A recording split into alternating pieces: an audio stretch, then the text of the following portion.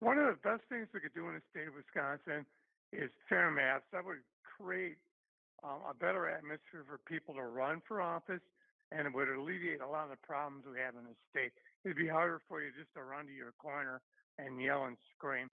But I don't get these people like they want to.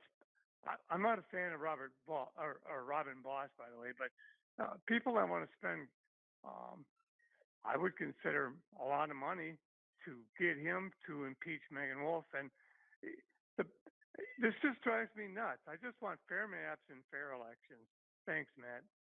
Yeah, thanks, Paul. And I like it when you call in. That's a you are our conscience. It's a way to remind everybody. Let me give you the background on what Paul just said, Wisco Paul, and then tell you one anomaly that happened in the Wisconsin Supreme Court on it. What Wisco Paul is referring to is that there is a group of right wing people who put up 100 grand for ads on TV and in the Milwaukee Journal saying that Voss had to impeach Megan Wolfe, and then they lied about Megan Wolfe and said things that weren't true about her. And Voss felt the heat.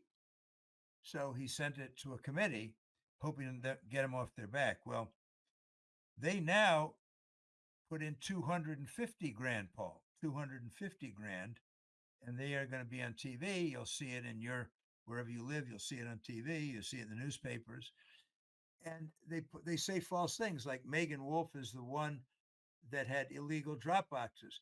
Megan Wolfe is a staffer. She's an executive staffer. She does not make policy.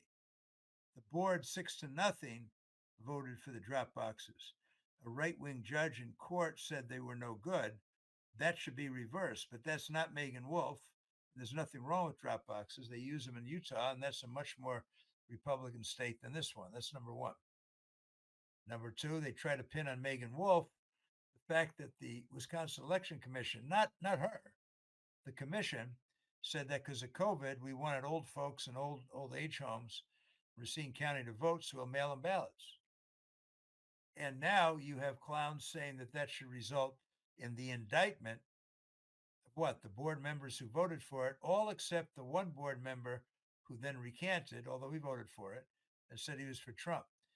This is fascist stuff, okay? This is Russian stuff. This is Germany in the 30s stuff. This is not American stuff. That's number one. Number two, there's a judge entered an injunction that said that they can't go after Megan Wolfe until the judge, it's a woman in Dane County, issues a final decision. They can't go after her. They're going after Voss because they know that in Mount Pleasant, that area where he represents, Trump got mad at him and endorsed his opponent, a guy named, I think, Adam Steen, a 29-year-old guy with no discernible credential to do anything. And the guy comes within a couple of thousand votes. He came within, I think it was like 59, 51-49. It's very close. An unknown takes on the speaker. So Voss knows that the crazies are out there. Voss is playing along with the crazies as much as he thinks he has to.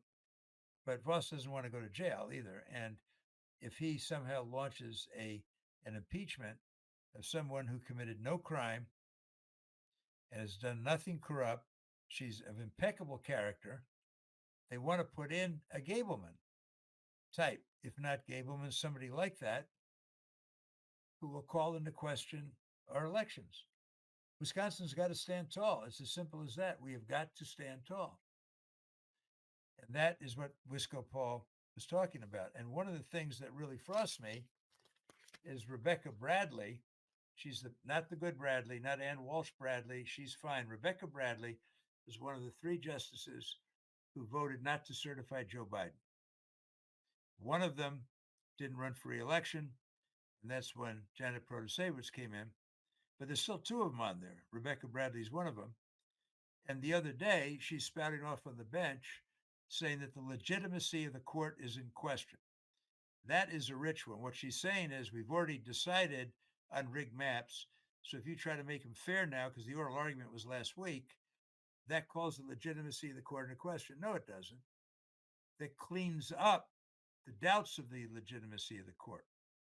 I personally tried a case in the Supreme Court, or I argued it, Johnson Controls, where they overturned an opinion that was very recent on the insurance of environmental insurance for large companies. So I don't want to bore you with the details, but they do frequently change their minds in cases.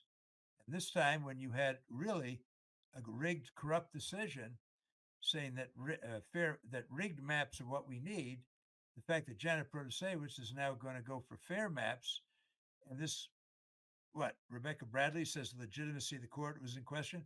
It was in question when she was in the majority. That's when it was in question. And the same thing is happening now with the attack on Voss and the impeachment of Megan Wolfe.